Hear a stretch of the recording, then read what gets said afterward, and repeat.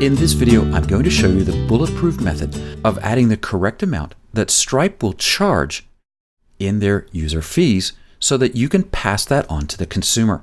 As you probably know, Stripe will charge 2.9% plus 30 cents per successful card charge. Now, you need to understand that's not just adding 2.9% plus 30 cents to the amount of your transaction. For instance, if you want $100 back, it's not just adding 2.9%. So $102.90 plus 30 would be $103.10. That's going to give you an incorrect amount. When Stripe takes their fees, you're not getting $100, you're going to get slightly less. So if I want $100 back from Stripe, well then I need to charge $103.30 because Stripe says, I'm going to take 2.9% plus 30 cents of whatever you send me. So the math is a little different.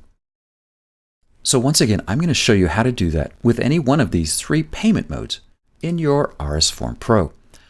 For this first example, I'm going to leave it on tokens with Stripe elements because that's the old way of doing it.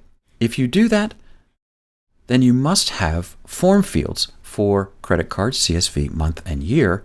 And in the Stripe payment settings, you need to map those correctly.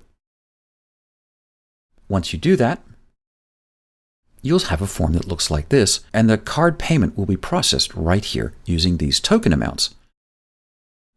If you choose to use one of the other two methods then, for instance, the new checkout method, which allows you to use Apple Pay, all you need to do is make sure that you follow the directions here, and you can leave the cancel URL blank because that'll bring you back to the form. These credit card fields can be ignored, and under the Stripe configuration, all you're asked to do is to map a customer email, which isn't even required. And so now in my form, although these fields exist, I can ignore them and I can send $10 over to Stripe. It actually takes me to Stripe, where the amount has been updated from $10 to $10.61, which is the correct amount. Let's just double check this in our fee calculator. If I type in $10, click calculate, you'll see that $10.61 is the correct amount because Stripe will take 2.9% plus 30 cents away from this amount, which will give me $10 when it goes into my bank account. So let's take a look at the code. The code here is really simple, and it's the same for all three methods of sending your payment to Stripe.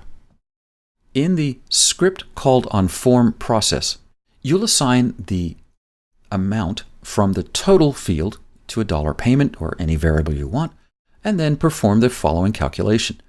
Dollar payment plus 30 cents divided by 1 minus 0.029, which is the 2.9% that Stripe will take, round it to 2 decimal points, and then update this field. And this is what's critical. It's not the form total. This is the actual piece of the array that is sent by RSForm Pro. Once you've updated that field, well, then you're good to go. And that's all you need to do. It will work with all three payment configurations. And now you send the correct amount to Stripe to get what you want back instead of what Stripe wants to take. All right, I hope this has been helpful.